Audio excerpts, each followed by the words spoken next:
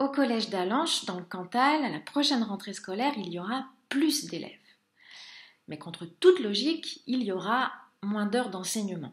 Et oui, un certain nombre d'heures de cours ont purement été simplement supprimées, comme dans de nombreuses écoles et collèges des zones rurales et très rurales en France.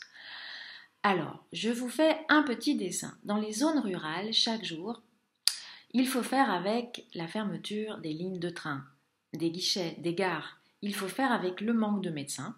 Il faut faire avec l'éloignement des services. Il faut faire avec l'absence de transport en commun.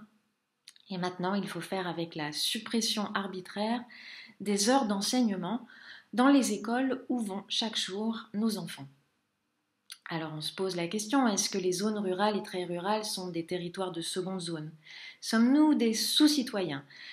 Est-ce que nos enfants ont le droit à moins et à moins bien parce qu'ils sont nés en zone rurale? C'est dans les zones rurales, dans les campagnes qu'on sème, qu'on fait pousser, qu'on récolte et qu'on nourrit. C'est dans les zones rurales qu'on assure la sécurité alimentaire de tout un pays.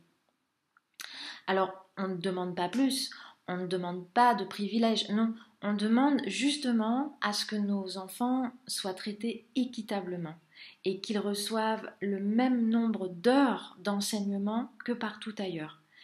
Agissez avec nous, signez cette pétition pour le maintien des heures d'enseignement au collège d'Allanche et partout ailleurs dans les zones rurales.